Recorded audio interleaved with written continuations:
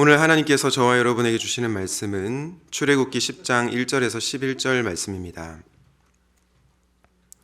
한 절씩 교독하고 마지막 절은 함께 읽겠습니다.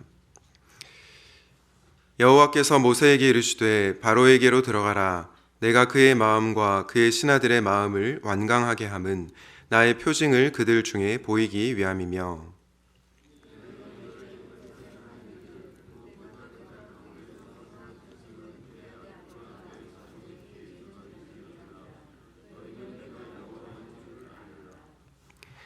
모세와 아론이 바로에게 들어가서 그에게 이르되 히브리 사람의 하나님 여호와께서 말씀하시기를 네가 어느 때까지 내 앞에 겸비하지 아니하겠느냐. 내 백성을 보내라. 그들이 나를 섬길 것이라.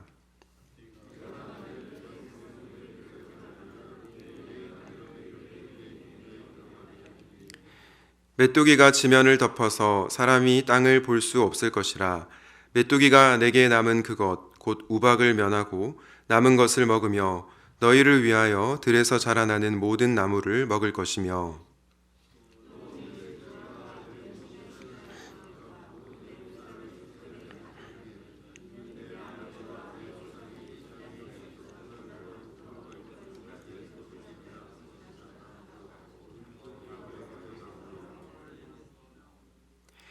바로의 신하들이 그에게 말하되 어느 때까지 이 사람이 우리의 함정이 되리이까.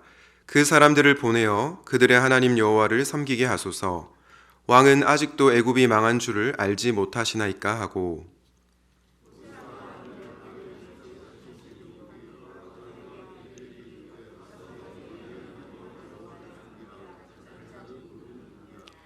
모세가 이르되 우리가 여호와 앞에 절기를 지킬 것인즉 우리가 남녀노소와 양과 소를 데리고 가겠나이다.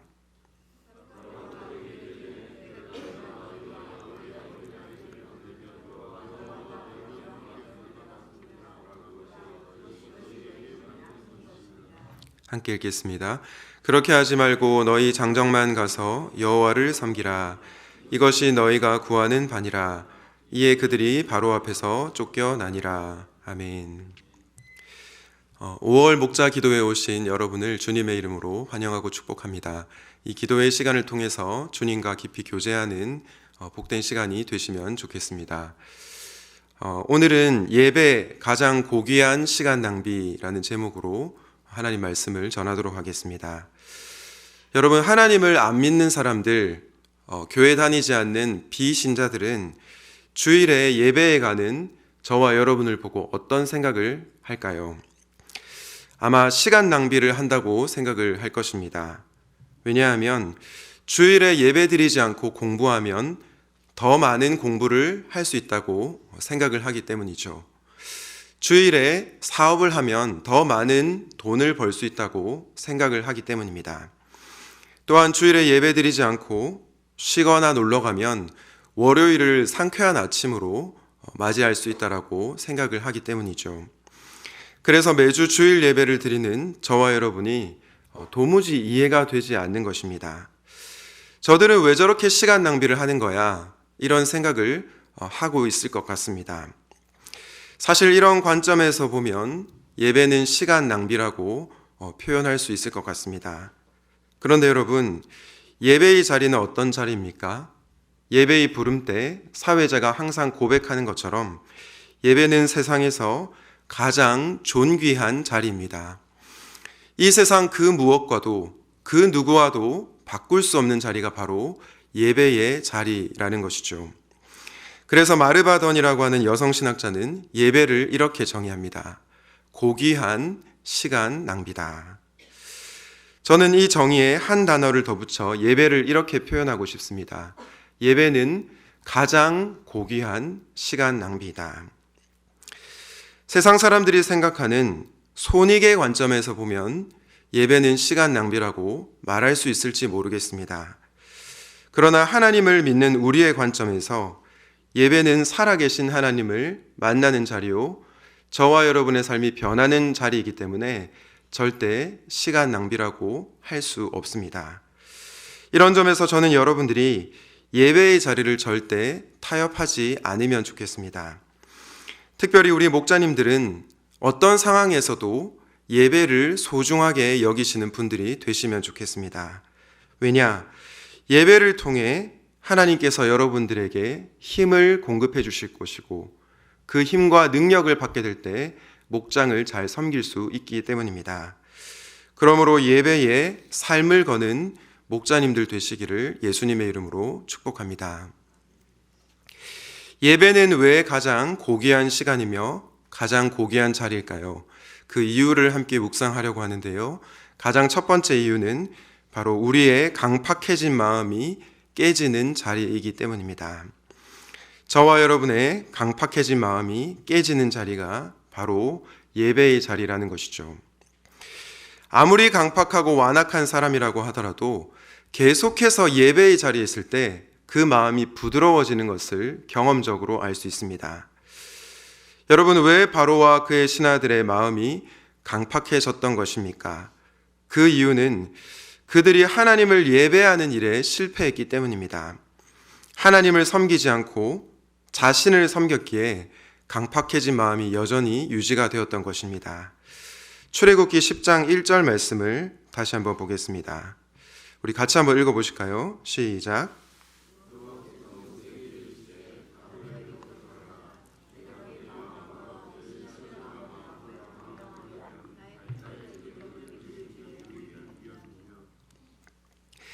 여러분, 이 말씀을 보면서 한 가지 질문이 생기지 않습니까? 바로의 마음을 누가 강팍하게 한 것이죠? 이 말씀을 보면 하나님이 바로와 신하의 마음을 강팍하게 만든 주체로 보입니다. 그러면서 많은 분들이 이렇게 생각을 합니다. 바로의 마음이 강팍하게 된 것은 하나님 탓이다. 바로는 강팍하고 싶지 않은데 하나님이 억지로 그의 마음을 강팍하게 만드셨다. 이렇게 생각하는 분들이 있을지 모르겠습니다. 그러나 여러분, 하나님께서는 부드러운 마음을 가지고자 하는 사람의 마음을 강팍하게 만드는 그런 분이 아니십니다. 실은 바로가 그 이전부터 스스로 계속해서 강팍한 마음을 유지하려고 했던 것입니다. 오늘 출애굽기 10장 바로 앞장인 9장 말씀에 보면 이런 내용이 나옵니다. 9장 34절인데요. 바로가 비와 우박과 우레소리가 그친 것을 보고 다시 범죄하여 마음을 완악하게 하니. 마음을 강팍하게 하고 완악하게 한 주체가 누구입니까? 하나님이 아니라 바로 바로입니다. 하나님께서 바로의 마음을 강팍하게 하신 것이 아니라 바로 스스로 자신의 마음을 완악하게 만든 것입니다. 그리고 하나님께서는 가장 무서운 징계인 내버려 두시는 징계를 바로에게 행한 것입니다. 그런데 여러분, 아까 말씀드렸지만 왜 바로가 이렇게 마음이 강팍하게 되었습니까? 그 이유는 바로 바로가 하나님을 예배하는 일에 실패했기 때문입니다. 하나님을 예배하지 않았기에 강팍해진 마음이 더욱 강팍해졌던 것입니다. 예전에 한 신앙 좋은 성도님이 코로나 시기에 몸이 안 좋아져서 3개월 정도를 대면 예배를 드리지 못했다라고 그렇게 얘기를 한 적이 있습니다. 그런데 3개월 후에 어떤 일이 벌어졌는지 아십니까? 신앙을 다 잃어버리고 말씀 앞에 반응하지 못하는 자신의 모습을 발견하게 되었다라고 얘기를 했습니다. 여러분, 이렇게 신앙이 좋은 자도 예배의 자리가 무너지면 신앙이 무너지는데 믿음이 연약한 성도님들은 오죽하겠습니까? 그러므로 예배는 저와 여러분이 반드시 지켜야 하는 자리인 것입니다. 실패한 다윗도 사실은 예배를 통해서 다시 영적 회복을 경험하게 되었습니다. 우리 시편 51편 10절에서 12절 말씀을 함께 읽도록 하겠습니다. 시작. 하나님이여, 내 속에 정한 마음을 창조하시고 내 안에 정직한 영을 새롭게 하소서. 나를 주 앞에서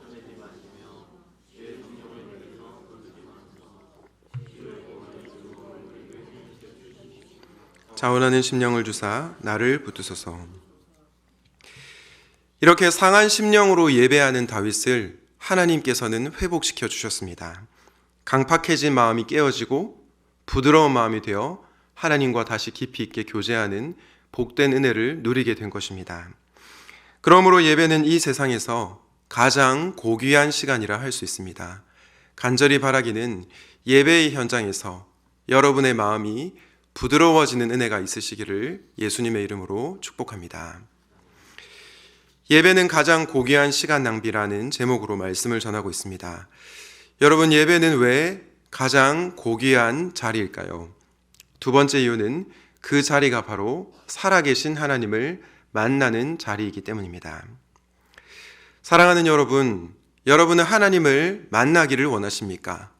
하나님을 알기를 원하십니까?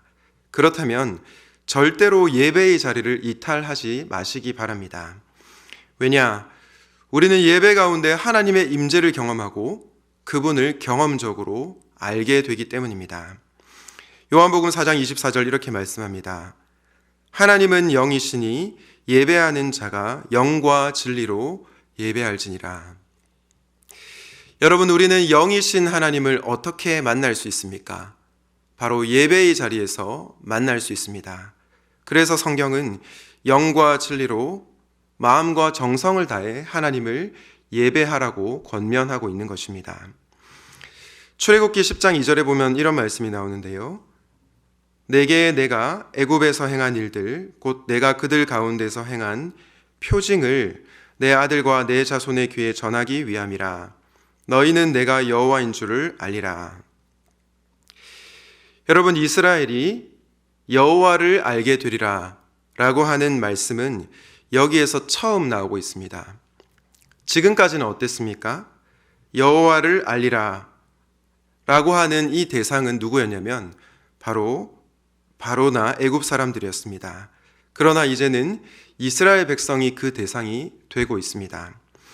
특별히 10장 2절에 표징이라고 하는 단어가 나오는데 이 단어는 출애굽기에서 총 16번이 사용되고 있습니다. 그런데 2번을 제외하고는 이 단어가 전부 이스라엘 백성과 관련돼서 사용되고 있습니다. 표징이라는 단어가 하나님의 백성에게 사용되고 있는 것이죠. 무엇을 의미합니까? 하나님의 관심사는 표징을 통하여 당신의 백성들이 하나님을 만나기를 원하신다라는 것입니다. 하나님이 어떠한 분이신지를 알기를 우리 하나님께서 간절히 원하고 계시다라는 것입니다. 어떤 분들은 말합니다. 예배를 드린다고 돈이 나오냐? 쌀이 나오냐? 우리의 문제가 해결되냐? 왜 우리는 예배를 드려야 합니까? 라고 질문합니다.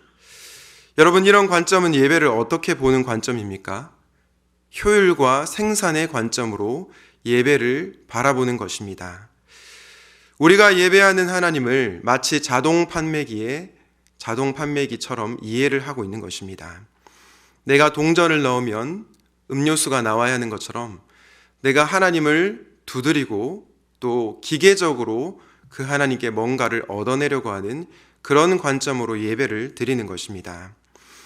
그런데 우리가 원하는 것이 나오지 않았을 때 우리는 어떤 생각이 듭니까? 예배는 시간 낭비구나 라는 생각이 찾아올 수 있습니다. 그러나 여러분, 우리가 예배를 시간 낭비가 아니라 가장 고귀한 시간이라고 고백하는 이유가 무엇입니까? 그 이유는 예배를 통해 살아계신 하나님을 만나게 되기 때문입니다. 그리고 그 하나님으로 인해 우리에게 형언할 수 없는 기쁨이 찾아오기 때문입니다. 2주 전에 저는 청년의 수련회를 다녀왔는데요. 그때 수련회 주제가 마음의 예배였습니다. 우리 청년들이 예배를 회복하면 좋겠다, 살아계신 하나님을 만나면 좋겠다라는 마음으로 마음의 예배라는 주제로 이 수련회를 기획을 하였습니다. 그런데 그 예배의 자리에서 우리 청년들뿐만 아니라 저도 살아계신 하나님을 만나는 기쁨을 누리게 되었습니다. 첫째 날 선포된 말씀이 룻기 1장 말씀이었는데요. 그때 강사 목사님께서 선포하셨던 말씀 중에 어떤 내용이 있었냐면 하나님은 회개하지 않는 백성에게 다시 돌아오신다. 타락하고 회개하지 않았던 자기 백성에게 다시 돌아오셔서 은혜를 베푸시고 다시 회복할 기회를 주신다라는 말씀을 듣게 되었습니다. 그 예배 중에, 그 수련회 중에 말씀을 듣고 기도하는 가운데 하나님께서 우리를 이렇게 사랑하시는구나, 우리가 잘못했다라고 뉘우치지도 않는데 다시 돌아오셔서 나는 너희들이 돌아오기를 바란다. 그 마음을 주시는데 우리 하나님이 정말 좋으신 분이구나. 그 하나님께 찬양과 회개를 올려드리는 기도를 드리게 되었습니다. 저는 이 경험을 하면서 예배의 자리는 진정으로 살아계신 하나님을 만나는 자리라는 것을 다시 한번 깨닫게 되었습니다. 이처럼 예배의 자리는 살아계신 하나님을 만나는 자리입니다. 사랑하는 성도님 여러분, 사랑하는 목자님 여러분, 여러분은 예배를 어떻게 이해하고 계십니까? 그저 생산과 효율의 관점으로 바라보지 마시고 예배를 살아계신 하나님을 만나는 자리로 이해하시면 좋겠습니다. 그래야 할 때 여러분은 예배를 통해 살아계신 하나님을 알고 그분을 만나게 될 것입니다. 간절히 바라기는 살아계신 하나님을 만나는 자리가 예배의 자림을 기억하시고 예배를 절대 타협하지 마시기를 예수님의 이름으로 축원드립니다. 예배는 가장 고귀한 시간 낭비라는 주제로 말씀을 전하고 있습니다. 예배가 가장 고귀한 시간인 이유는 예배 중에 우리의 강팍해진 마음이 깨지기 때문이고 살아계신 하나님을 만나기 때문이라고 말씀을 드렸습니다. 그렇다면 마지막으로 예배의 자리는 어떤 자리일까요? 바로 예배의 자리는 우리가 전수되어야 할 자리, 전수해야 할 자리입니다. 여러분, 신앙의 선배인 우리가 다음 세대 자녀들에게 무엇을 전수해야 됩니까? 바로 예배의 자리입니다. 우리의 자녀들에게, 다음 세대 자녀들에게 돈을 주는 것도 좋고 지식을 물려주는 것도 좋습니다. 그러나 우리가 물려주어야 할 가장 중요한 유산은 바로 예배라고 하는 신앙의 가치입니다. 예배가 이 세상에서 가장 고귀한 시간이라는 것을 우리 다음 세대 자녀들에게 물려주어야 한다라는 것입니다. 그렇지 않으면 우리 다음 세대는 하나님을 떠나 우상을 섬기는 다른 세대가 될 것입니다. 바로가 계속해서 강팍한 마음을 갖자 모세와 아론이 하나님의 말씀을 증거하고 있습니다. 너는 언제까지 교만하게 굴려느냐?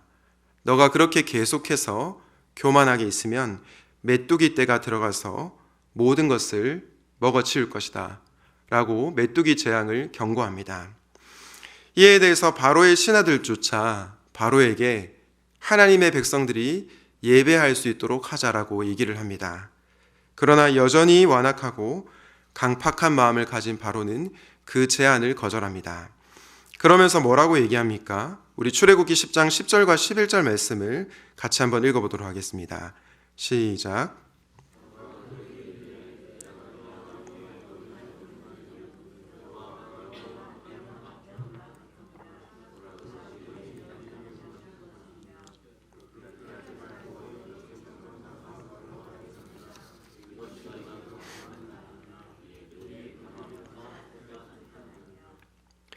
여러분, 10절과 11절 말씀을 보면 어떻게 이해가 됩니까? 바로가 말씀에 순종하지 않습니다. 오히려 타협하면서 설득하려고 합니다. 어떻게 합니까? 모세와 아론에게 어린 아이와 여자들만 두고 남자 장정들만 가서 여호와를 예배하라라고 타협안을 제시하고 있습니다. 도대체 이렇게 하는 이유가 뭘까요? 한 학자는 이렇게 말합니다. 바로의 책략은 여러 동기가 있을 수 있다. 그런 개인들을 남겨두는 것은 모세와 다른 성인 남자들의 애굽으로 돌아옴을 거의 보장한다. 혹은 만약 그들이 돌아오지 않는다면 히브리인 아이들은 곧 이집트화 될 것이다. 무슨 뜻입니까? 타협하는 순간 그들이 예배에 실패하게 될 것이라는 겁니다. 어린 자녀들을 두고 성인 남자들만 예배를 드렸을 때 그들은 다시 바로의 체제 안으로 들어오거나 혹은 그 자녀들이 바로의 노예로 살게 될 것이라는 얘기를 하고 있는 것입니다. 이를 통해 우리는 예배에 있어서 특별히 우리 다음 세대 자녀들이 예배를 드리는 일에 있어서 절대 타협을 하면 안 된다는 것을 알 수 있습니다. 여러분, 대한민국에 불교와 이슬람교보다 더 강력한 종교가 있습니다. 그게 뭔지 아십니까? 짐작하시겠지만 바로 대학교라고 하는 종교입니다. 대학교라는 이름 안에서 예배도 얼마든지 타협할 수 있기 때문입니다. 고3 때 어떻습니까? 고3 때는 공부에 집중해야지 주일 예배를 안 드려도 됩니다. 너무나 많은 성도님들이 그런 생각을 하고 살아가고 있습니다. 왜냐? 그래야 명문대학에 진학할 수 있으니까요. 그래서 주일에 예배를 드리는 것은 시간 낭비라고 생각을 하는 것입니다. 그런데 여러분, 고3이 끝나면 우리의 예배가 회복이 될까요? 그렇지 않습니다. 오늘날 대학생 청년들 가운데 중간고사와 기말고사 기간이 되면 대면 예배의 현장에 나오지 않는 청년들이 덜어 있습니다. 학점을 잘 받아야 연봉이 높은 직장에 들어가기 때문입니다. 그런데 여러분, 좋은 대학에 가고 연봉 높은 직장에 들어가는 것 좋습니다. 그러나 여전히 우리의 마음이 강팍하고 살아계신 하나님을 만나지 못한다면 그것이 우리에게 어떤 의미가 있겠습니까? 그리고 이런 삶을 살 때 우리의 삶은 결코 행복해질 수 없습니다. 왜냐하면 어거스틴이 고백했던 것처럼 인간의 영혼은 하나님 안에서 안식을 누릴 때까지 절대 평안해질 수 없기 때문입니다. 그러므로 우리는 어떠한 순간에서도 예배를 타협하지 말고 다음 세대 자녀들에게 예배가 얼마나 중요한 자리인지를 가르쳐 주어야 하는 것입니다. 그리고 말로만 가르치는 것이 아니라 우리 자신이 예배에 목숨을 걸어야 하는 것입니다. 사랑하는 목자님 여러분, 여러분의 자녀들이 행복하게 살기를 원하십니까? 여러분의 목장 식구들의 자녀가 진정으로 평안을 누리기를 원하십니까? 그렇다면 다음 세대 자녀들에게 예배의 자리가 얼마나 소중한 자리임을 가르쳐 주십시오. 우리 교회에서 행하는 샘물 플래싱을 통하여서 다시 한번 가정 예배를 회복하시기 바랍니다. 이렇게 예배는 기성세대인 저와 여러분이 다음 세대의 자녀들에게 전수해야 할 자리, 전수되어야 할 자리인 것입니다. 예배가 중요하다는 신앙의 유산을 우리의 다음 세대의 자녀들에게 물려줄 때 다음 세대 자녀들은 영적 부흥과 회복을 경험하게 될 것입니다. 그러므로 예배는 시간 낭비하는 자리가 아니라 가장 고귀한 시간임을 기억하시고 이 소중한 자리를 우리 다음 세대 자녀들에게 꼭 전수하시기를 주님의 이름으로 축원드립니다. 말씀을 맺겠습니다. 오늘은 예배의 가장 고귀한 시간 낭비라는 제목으로 말씀을 전했습니다.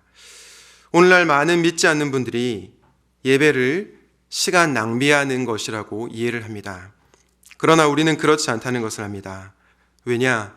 예배의 자리는 저와 여러분의 강팍해진 마음이 부드러워지는 자리요, 살아계신 하나님을 만나는 자리이기 때문입니다.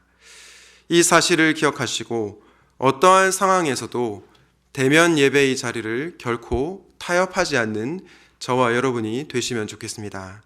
나아가 다음 세대 자녀들에게 이 예배의 자리가 얼마나 복되고 소중한 자리인지를 말과 삶으로 물려주시고 가르쳐 주시기를 바랍니다. 그리하여 이 가장 고귀한 시간인 예배를 목숨 걸고 지키고 예배를 통하여 우리 목자님들의 영혼이 회복되는 은혜가 있으시기를 예수님의 이름으로 축원드립니다. 아멘. 오늘 말씀을 기억하며 함께 주를 위한 이곳에 찬양하도록 하겠습니다.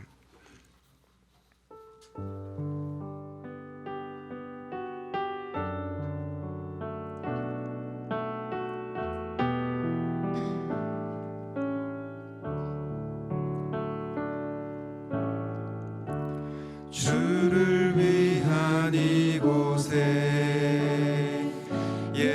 예배하는 자들 중에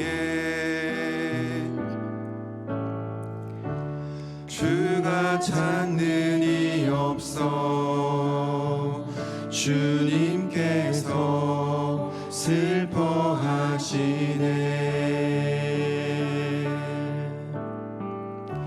주님이 찾으시는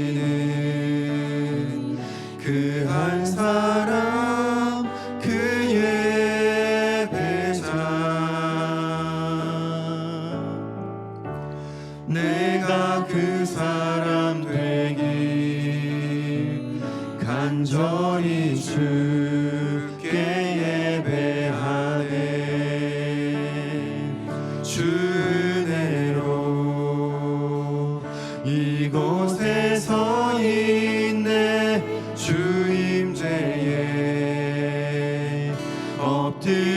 절하네.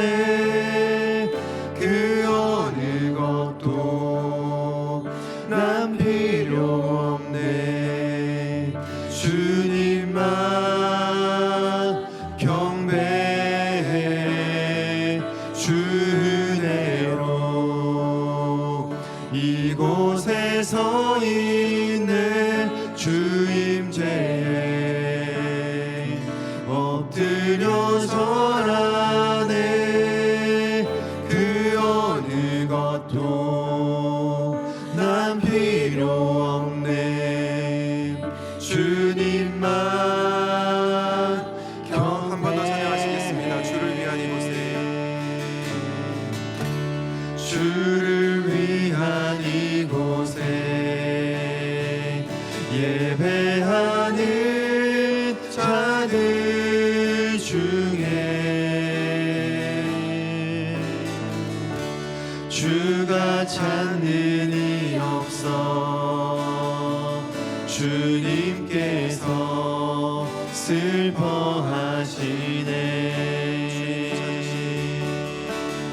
슬퍼하시네. 주님이 찾으시는 그 한 사람, 그의 배상. 내가 그 사람 되기 간절히 주께 예배하네. 주 은혜로 이곳에 서 있네. 주 임재에 엎드려 절하네. 그 어느 것도 난 필요 없네. 주님만 경배해. 주 은혜로 이곳에 서 있네. 주 임재에 엎드려 절하네. 그 어느 것도 난 필요 없네. 주님만 경배해. 우리 말씀을 생각하면서 먼저 감사의 기도를 드리면 좋겠습니다. 돌아보면 하나님께서는 항상 예배를 통하여 우리의 강팍한 마음을 깨뜨리시고 살아계신 하나님을 만나는 은혜를 허락해 주셨습니다. 또한 우리가 지치고 낙담해 있을 때 예배를 통하여 우리의 영혼을 다시 한번 살리셨습니다. 우리에게 그 소중한 자리, 그 고귀한 자리를 허락하여 주신 하나님의 은혜에 감사하는 기도를 이 시간 드리도록 하겠습니다. 사랑이 많으신 하나님 아버지, 우리에게 예배를 통하여 살아계신 하나님을 만나게 하시고